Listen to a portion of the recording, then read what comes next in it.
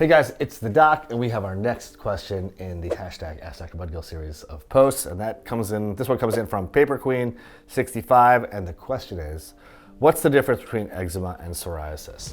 Well, that's a great question because they're frequently just lumped up together, or folks are calling eczema psoriasis or psoriasis eczema.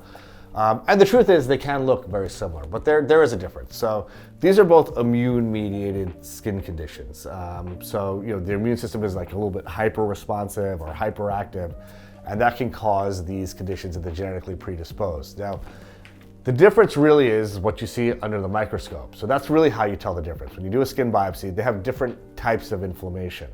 I'm not going to get into all the details of what's the difference underneath the microscope, but they're just different inflammatory processes which are very easy to distinguish underneath the microscope. When you look at the cells and how the cells are behaving, how the skin looks, etc.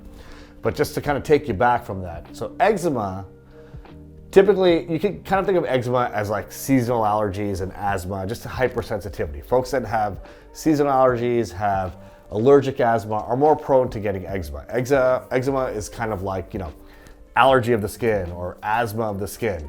It's just the way your immune system is programmed. It's hyper responsive to various stimuli.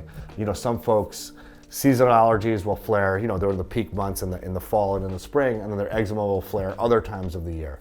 But it's really that same part of the immune system that's causing the inflammation in eczema, seasonal allergies, etc. Psoriasis is generally a genetic condition, and it doesn't have very clean genetics. It's not like if your parents have psoriasis, you have a 50% chance of having psoriasis. There's about a 5% transmission between generations. But if you have psoriasis, someone in your family, somewhere in your lineage probably has it. And psoriasis tends to affect, the sort of classic areas of the skin where it affects are your elbows, your knees, your knuckles. It likes areas of friction because that stimulates psoriasis to form in those areas. When there's friction, it's called the Kebner phenomenon. And psoriasis can form in those areas. I mean, that's a very rough nutshell of psoriasis. Psoriasis is actually a pretty broad spectrum of disease. It can also affect your joints, so you can get arthritis. But they can look similar, so I think that's a great question because they are frequently lumped together, but they are different. Treatments are different. They're distinct entities. So I hope that answers your question. Let's get it.